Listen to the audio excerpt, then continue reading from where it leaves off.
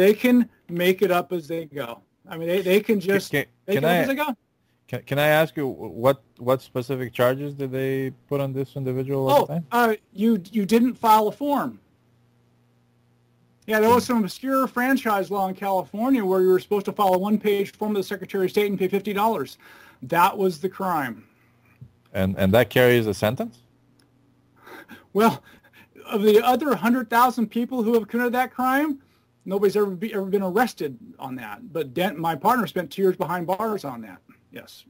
So, and in fact, they were going for life imprisonment, and a few of us sacrificed our lives, and we, put that in quotes, won, where he only spent 2 years behind bars, and almost got killed in there. And but anyway, so it's that was a rough ride, and it's a thing where they can just make it up as they go. And so, in fact, Dennis... And Tom, you've seen enough of Kangaroo Court to know they could do that. Yes, I have. Yeah.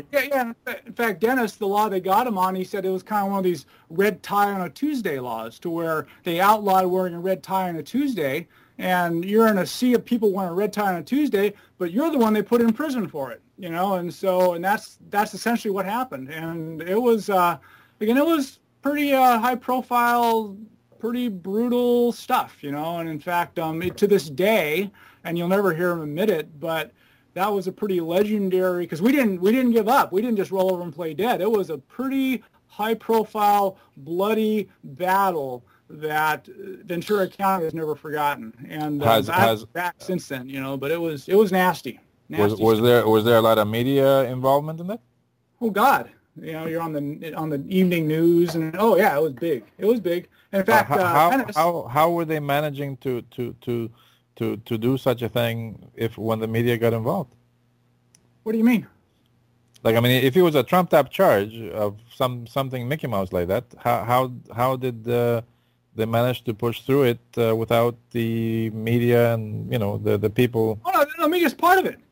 It's part of the whole thing. So, this is how it works, okay? So it's like, in fact, here in Seattle, the same thing happened. So what they do is you're con man of the century, and you're all this, and again, it's sort of like, how to say it, it's, what do they call it, you're convicted in the court of public opinion. Anyway, they create all these sensational statements and all this, all this. I mean, you killed your mother and all this kind of stuff, and the media reports it and everything else. But when you actually get to the charges, it's, you didn't file the form.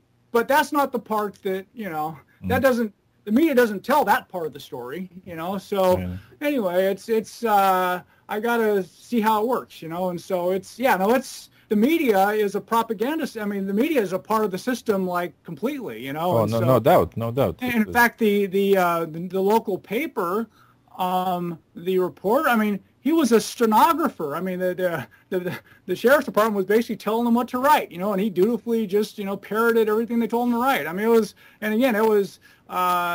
they would take videotapes and mail them to the LA TV stations. The next thing you know, I'm getting phone calls on, we're on the news. And, every few years, today, 2 years ago, I think Dateline did a show on Dennis. I mean, he's had several national TV shows on him, and they all lie. I mean, they lie. They just make it up as they go. There's this quote skeptic guy who's made a career out of being on these national TV shows, and they just lie. They can make it up as they go. And so that's the thing. Facts don't matter. I mean, they can just say whatever they want to. And the thing is that how to say it? It's a thing where, you have the facts, you have the truth, but they have the lies, but they have the access. They actually are the ones who are broadcasting to everybody. And so, again, it was a very educational process to see how the propaganda system and the control system operates, and so you don't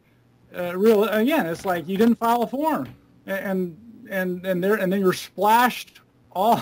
To this day, all the TV shows and stuff, it's all this axe murder stuff. And what was the charge? What was he convicted on? Not filing the form, but that part doesn't make it into the story, So. Anyway, the story has got to be newsworthy, and not filling out the form is not newsworthy. Of course not, And so it's it's again, it was my radicalizing experience to actually be on the receiving end of that stuff. You know, in fact, I'll never forget, you know, this whole page LA Times article. That was the Ventura County edition of the LA Times. And it was, I mean, it was the full blown out, you know, I don't know how many thousand words it was. And I'm sitting there reading, and it's just, again, they could just make it up as they go. You know, and it's like, and there's the quote news, you know, and you're reading it, and you know, it's really, if you've never, how to say it, if you've never had this happen to you, you're actually reading about it yourself, but you're like, who are they writing about? You know, and it's like, it's nobody I know, but it's supposedly you, you know, and it's pretty incredible to be on the receiving end of that. So that was back in the 80s. If you've never been targeted, you don't know.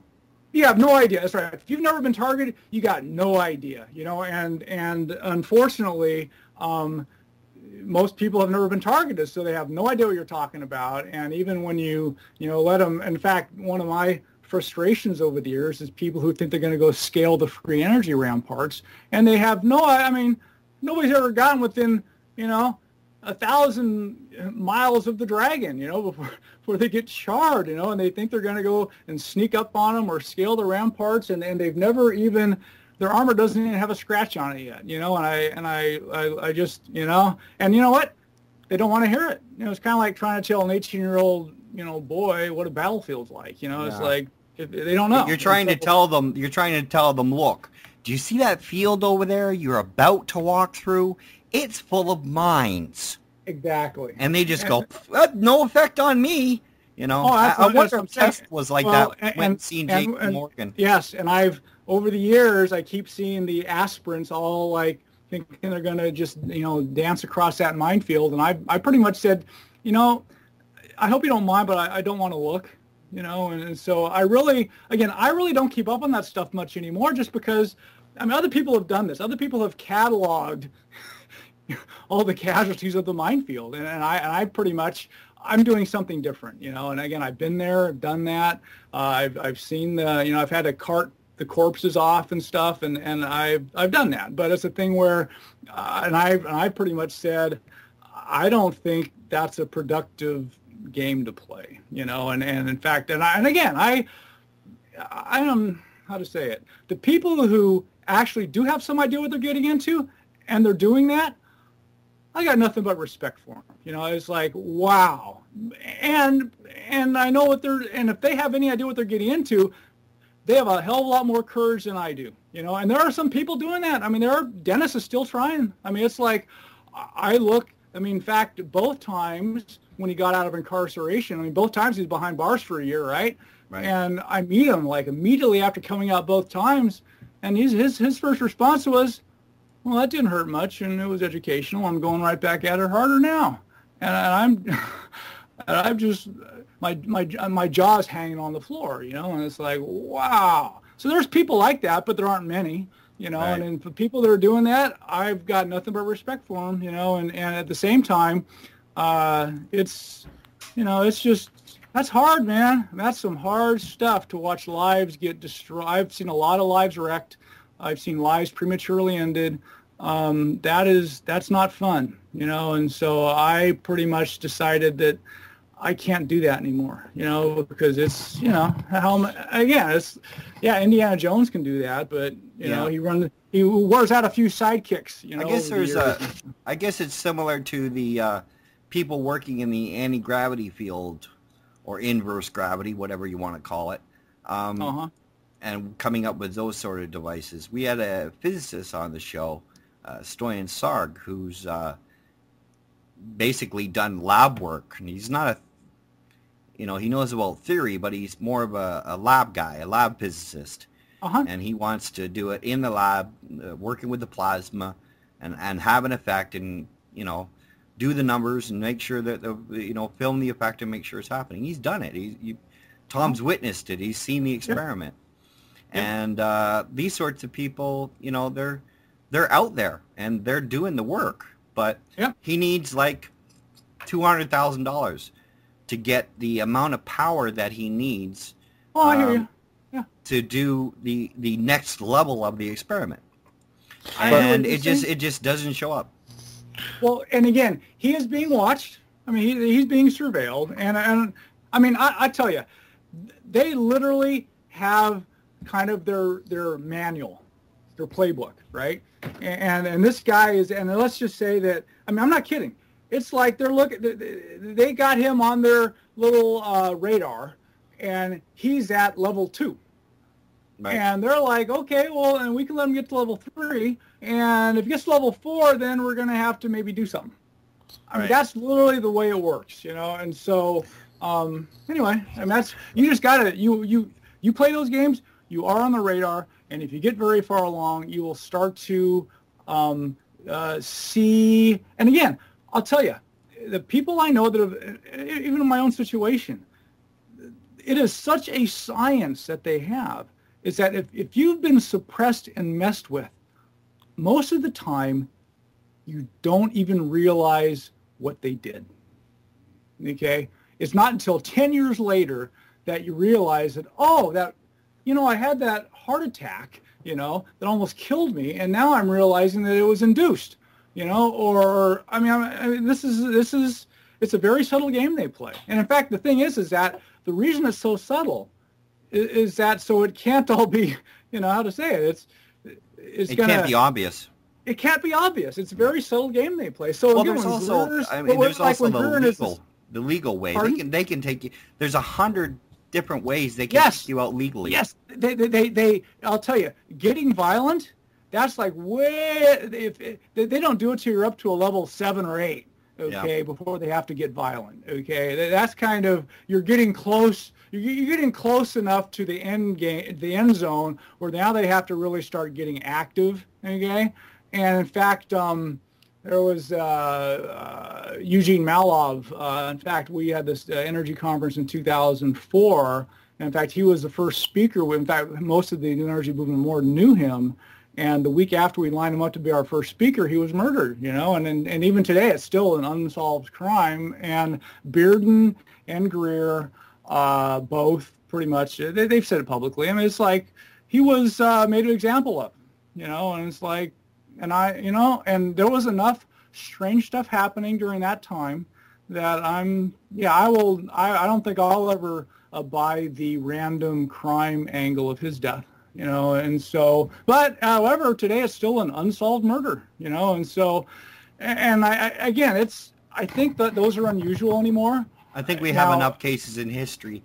We have enough cases in history of suppression and different levels and degrees of suppression that we can say that it does exist. I mean, going back to Tesla and J.P. Morgan and their exchange, Tesla was like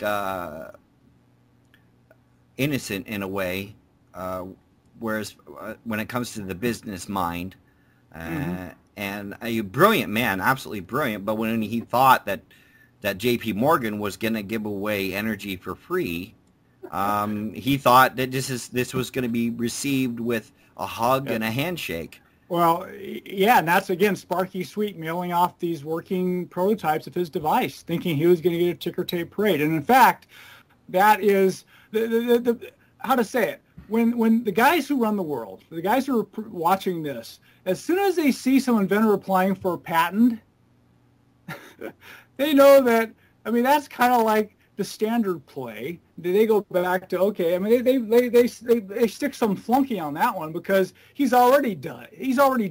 I mean, the fact that anybody who's trying to get inventor rights and all this kind of stuff, it's over. I mean, there's just no, I mean, that's just, how to say it. And that's one of the first lion dens they will walk into, is going to the patent office thinking they're going to get, you know, patent protection and be able to, I mean, sorry, that's never going to work. Yeah, and so, a week later they're going to be on Oprah. And, all that stuff, absolutely. You know, and in fact, I'll tell you, for myself, and I don't know about you, I mean, because of my background and what I'm constantly getting essentially bombarded with the latest aspirant, you know, and again, that's not my bag anymore, you know, but it's like, I pretty much, you know, don't want to watch.